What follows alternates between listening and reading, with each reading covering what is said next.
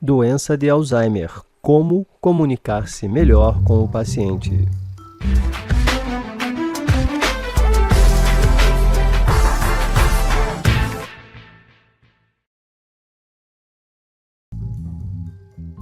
A comunicação, para nós adultos normais, parece alguma coisa muito simples, né? Nós falamos desde pequenos, mas não se esqueça que para a gente começar a falar demora um ano. E que a comunicação, na verdade, ela é uma das funções, uma das atividades cerebrais mais sofisticadas dentre todas. Porque nós temos a palavra falada, a gente se comunica pela fala, a gente se comunica também pela escrita. O modo como a gente fala alguma coisa, a expressão corporal da gente também identifica o que é que a gente está querendo dizer, né? Com a expressão corporal não verbal.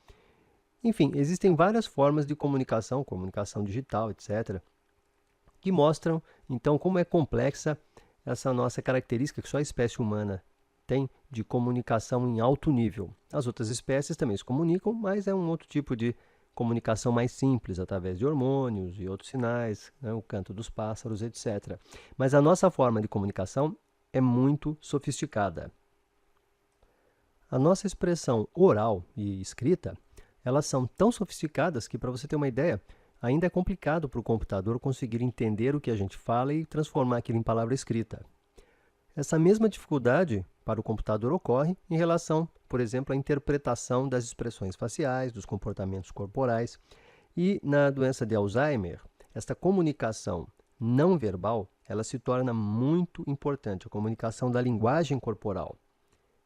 Ou seja, o modo como você toca o paciente, o tom da sua voz, a maneira como você conduz o paciente, não é? A expressão facial, isso tudo para o paciente que está perdendo a linguagem é muito importante. Na doença de Alzheimer, nós podemos desde o começo já sentir essa dificuldade de comunicação que o paciente tem. Geralmente ele começa com dificuldade para nomear objetos, para nomear coisas, para formar sentenças.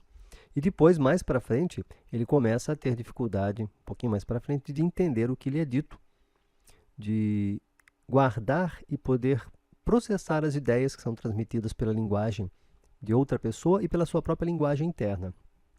E ele vai perdendo a capacidade de usar aquelas expressões que a gente usa rotineiramente nos casos da gente se comunicar com outra pessoa.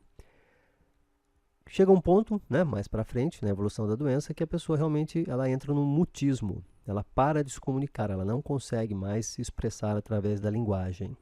E é importante, então, que a gente, como familiar, como cuidador, a gente fique atento a esses estágios que a pessoa passa durante a doença, para que nós saibamos que tipo de comunicação a gente vai usar diante de cada situação diferente, de cada fase, cada época da evolução do paciente.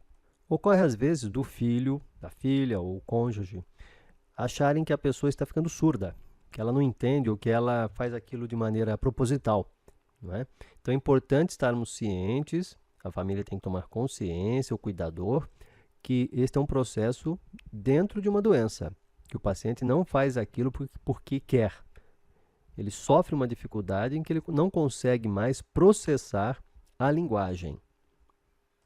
Outro problema que acontece às vezes, e a gente não se apercebe dele, é que algumas vezes o familiar, o cuidador, fala da pessoa que está ali como se ela não estivesse presente.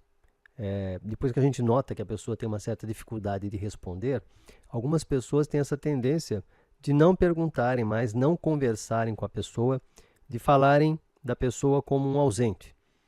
Isso é um erro no qual a gente incorre, porque realmente a gente espera que durante o diálogo, durante a conversa, haja uma resposta imediata, e isso às vezes não acontece.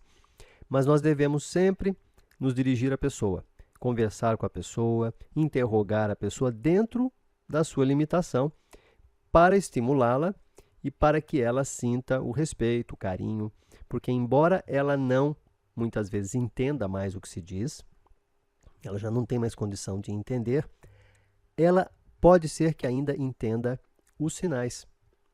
Ela pode ser que ela ainda entenda o modo como a expressão facial, o jeitão de você se comunicar com ela. Pode ser que ela, sem a linguagem, ainda entenda que ela está sendo respeitada pelo fato de você se dirigir a ela. Então é importante que haja sempre esse estímulo, essa linha de comunicação, mesmo que básica, com a pessoa, com o paciente.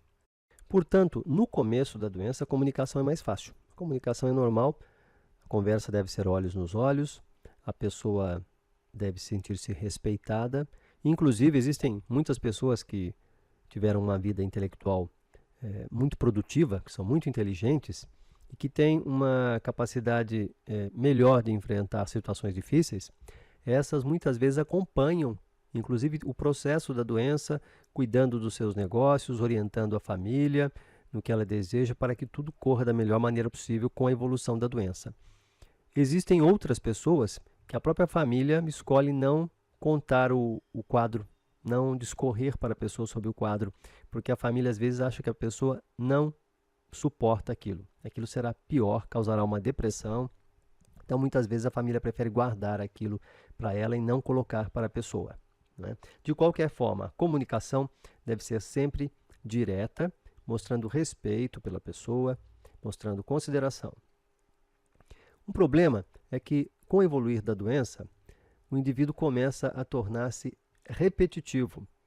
O indivíduo começa a perguntar várias vezes no dia a mesma coisa. E o cuidador ele passa a cansar-se. Então, uma das estratégias é nós continuarmos olhando nos olhos do paciente, começar a apresentar agora respostas mais simples. Respostas que ele entenda. Está tudo bem, vai dar tudo certo, estamos acompanhando com o médico, não há problema algum, está tudo certo. Enfim, mais palavras tranquilizadoras, uma pequena quantidade de palavras. Você não deve discorrer longamente para o paciente, porque realmente numa determinada evolução da doença, você sabe que dali a algum tempo ele vai perguntar a mesma coisa novamente, né? O que eu tenho? Nós não vamos no médico?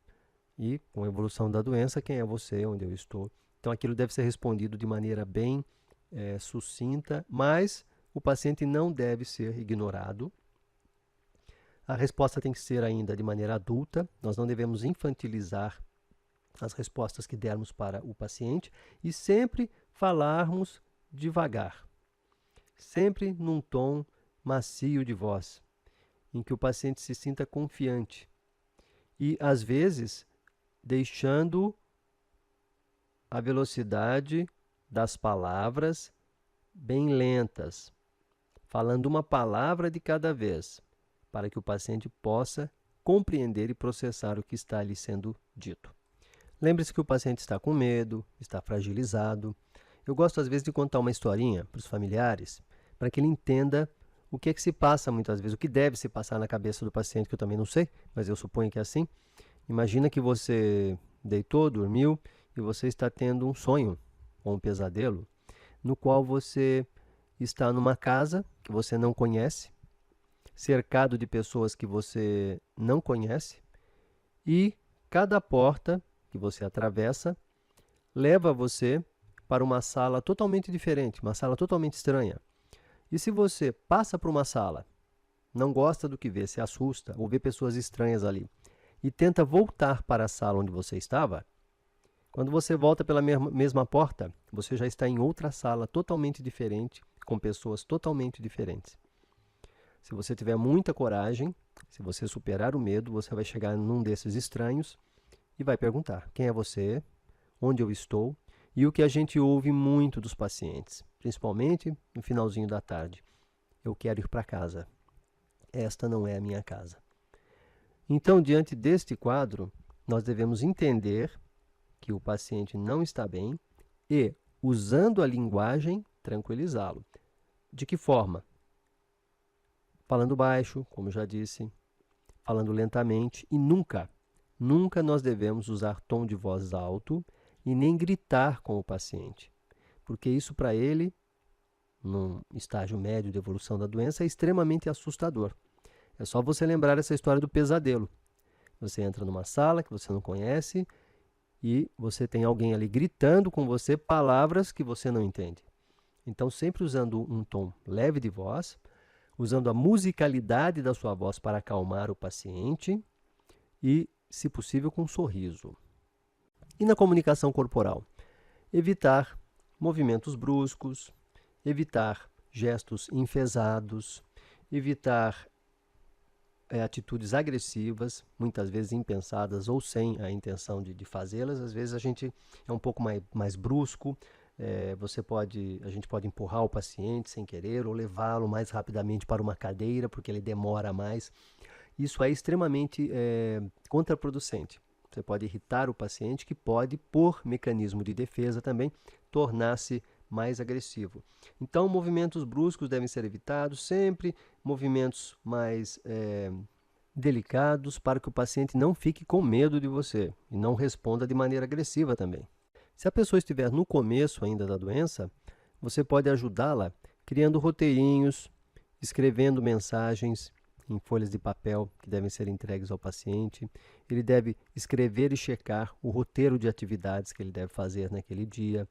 Mesmo que já exista um cuidador ali, se o paciente conseguir seguir um roteiro, ele vai sentir que ele é produtivo ainda, que ele funciona bem, e isso aí para todos nós é muito gratificante, né? Não é só para o paciente, é para a gente também. A gente saber que nós estamos funcionando bem ainda e que nós estamos dando o máximo de nós. Isso é muito importante para a autoestima e para a gente se sentir produtivo, bem, participante na comunidade, nas coisas da casa da gente.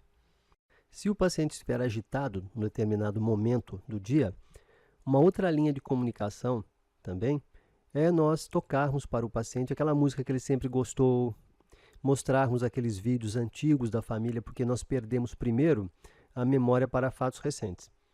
Então, o paciente vendo vídeos antigos, né? Ou então você traz um álbum de fotos antigas e mostra e pergunta quem é este, quem é aquele. A pessoa muitas vezes vai se lembrar ainda das fotos antigas, quem são as pessoas. Aquilo nos dá, a todos nós, um senso de domínio sobre a situação, que é bem tranquilizante, que nos tira esse medo, essa coisa assustadora. Uma música também que conhecemos, que gostamos, um instrumento musical, uma revista, talvez que traga lá uma reportagem, que haja alguma coisa interessante, que a pessoa goste de ver ou assistir, enfim. Um estímulo visual, às vezes, ou um estímulo que traga memórias antigas, pode também, nesse contexto, tranquilizar a pessoa e fazê-la se sentir melhor. Muito obrigado por ter assistido. O meu nome é Paulo Canda. Eu sou neurologista e este é o saudeciencia.com.br. Dê uma passadinha lá em nosso site, onde você vai encontrar temas muito interessantes relacionados com a sua saúde. Um grande abraço, tenha uma vida longa e seja feliz.